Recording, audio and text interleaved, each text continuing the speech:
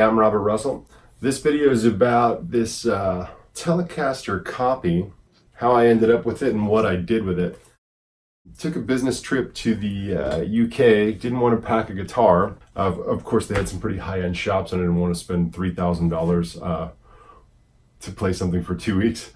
So I was talking to a buddy of mine, Bruce Slater, who is a extreme skateboarder, kayaker, video game developer, artist, an all-around cool dude. And so he brought me to this shop that was kind of in the downtown Middlesbrough area. We found this Telecaster copy. It was 80 pounds, which was a little high for maybe the quality of it. Anyway, it did the job, and while I was over in Liverpool, I flew my wife in, we went to the Cabin Club together. It was pretty inspiring. So I had something to play when I went back to the hotel room. All in all, it was 80 pounds well spent. So it came time to come home, and I thought, like, I don't know if I'm gonna sell this back to a pawn shop, give it away. So what I ended up doing is just taking it apart because it's a Fender copy. We found a place to buy a screwdriver, which is called a Wilco there, by the way. It's not just a Bend, it's a hardware store.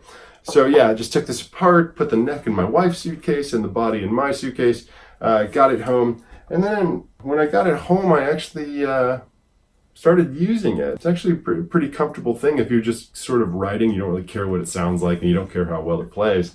Because it's smaller and it's more comfortable than the huge guitars I normally like to play. The big guitars do bang on my my cool chair.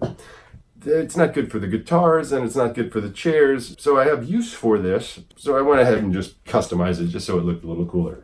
So I started sanding it, not totally sure that there was going to be wood, but there was a wood grain under there. And I stained it like a nice yellow color and the same sort of yellow and white look to the top, and ran a sander around the edges to get this cool, like, sort of pinstripe, sort of rough beat up look out of it. I didn't want to put a Fender plate on here, but that's the only one they had, so the F is for fake. Anyway, it came out pretty cool. There was only one troublesome section of this whole little project. This thing. I wanted to put a tremolo on there, so I ordered this basically like a Bigsby knockoff on eBay, and it was $24. And that seemed really cheap, but so is the guitar. So I figured it seemed pretty appropriate, and that price is too good to be true. And that's real, because you can see this little post right here is so close to the bar that you can't get a string around it. And it would basically break off if you had that tension on there and tried to rotate this. So I contacted them and I'm like, hey, this is busted, why don't you just send me another one because it's so cheap. And they were like, nope, we're not gonna send you another one. You should have realized from the pictures. By the way, the one in the picture is not this one. So yeah, they're kind of jerks, I guess. I just left them negative feedback and moved on with my life. But this will be a lovely Christmas ornament or paperweight.